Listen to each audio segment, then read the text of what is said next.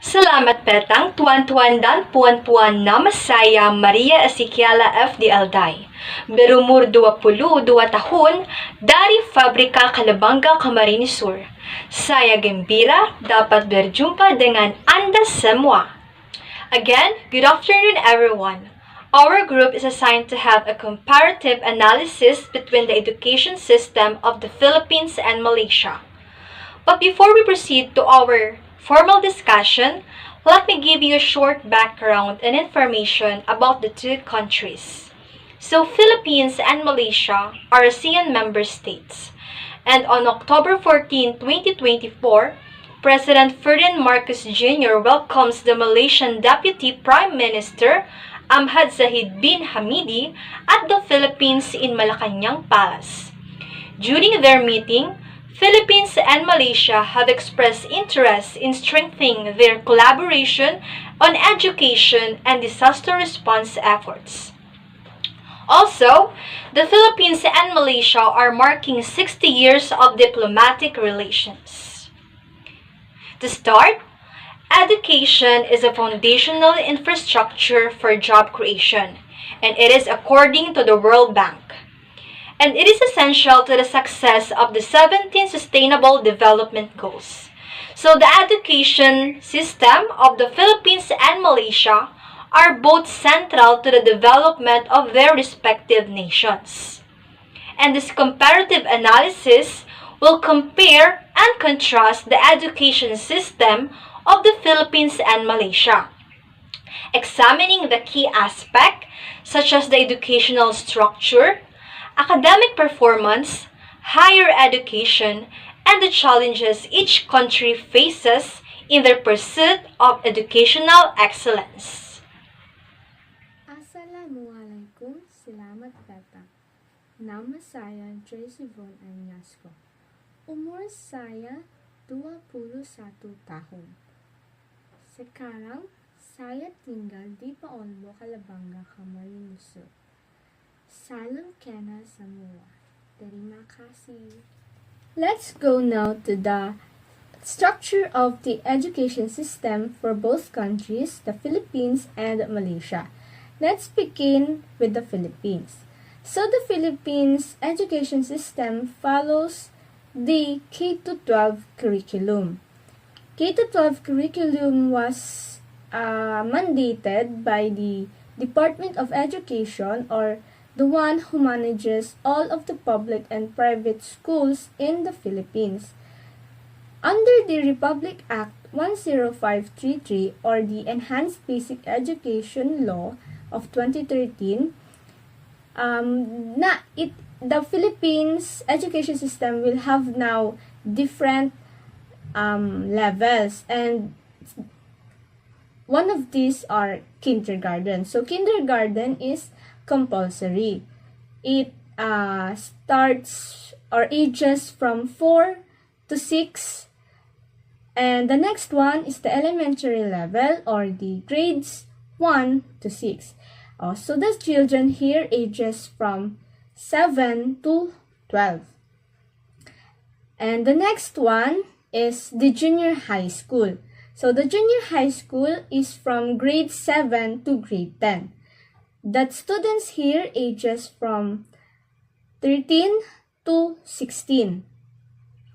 And the next one, the new implemented was the senior high school, wherein it is from grades 11 to 12. And the students here ages from 17 to 18, and this prepares them for the pre-higher education, or the tertiary level, which is managed by the Commission on Higher Education, or CHED, who manages the colleges, universities, and academies or state universities in the Philippines. The education system of the Philippines also has the technical and vocational courses, which is managed by the Technical Education and Skills Development Authority, or TESDA. The education system also of the Philippines have programs for those students or people who are out of school youth. They enter under the Alternative Learning System or ALS. So for the education system of the Malaysia, under this, their curriculum or their education system was shaped by their country's colonial past, national identity formation, economic development goals, and their background history. The ministries who manages their education system are MOE or the Ministry of Education, which caters the preschool, elementary, secondary, post-secondary, and teacher training levels. And for the next ministry is the Ministry of on Higher Education, wherein it manages the higher education, public universities, community colleges, and polytechnic schools. So the education system of Malaysia has 5 levels: the kindergarten, the primary education or the elementary education, the secondary education, the next one is the post-secondary education, and lastly, the higher education. First, for the early education. Early education in Malaysia is not compulsory. It lasts up to 2 years, and the students here ages from 4 to 6. So the first preschool for public in rural and semi-rural areas in Malaysia was called Tabika Temas. And the first public school in some urban areas are called Tabika Perpaduan. So the early childhood education or the preschool in Malaysia follows the National Preschool Standard Curriculum or the Curriculum Standard Prasekolah Kebangsaan. So for those children who ages under 4, some public and private nursery schools offers childcare and education or educational services. For the elementary education of the Malaysian education system, it is compulsory since 2003. So it lasts up to 6 years, and the students here ages from 7 to 12 years old. To them, it is called year 1 to year 6. So they follow now the new curriculum, which is called the National School Standard Curriculum or Curriculum Standard Sekolah Randa. So it has a framework.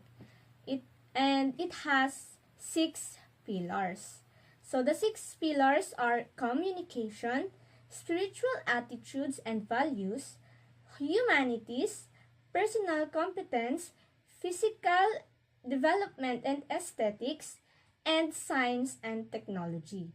So the curriculum standard Sekolah Randa curriculum includes some core and elective courses. So the core courses are the ones who is compulsory or mandatory. It is the subjects Bahasa Melayu, English, Design and Technology, History, Islamic education or moral education, mathematics, music, physical and health education, science, and visual arts. So for the elective courses, they teach us other languages such as Arabic, Iban,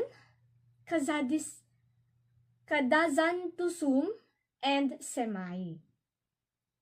So it is divided into 2, the national schools and the national type schools. national schools are fully funded by the government. And in the contrary of it, the national type schools only receive limited public aid. It is just for the operating expenses of the school and the teacher and administrative staff's salaries. So for the secondary education of the Malaysian education system, it is divided into two.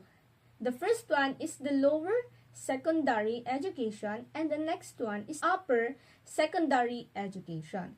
Let's now first talk about the lower secondary education. So, it is not compulsory. Usually, it lasts up to 3 years and the students here ages from 13 to 15. It consists of 3 grades or forms. They called it forms. Forms 1 to 3. So, language of instruction here is monolingual. They only use their native language, which is the Bahasa Melayu.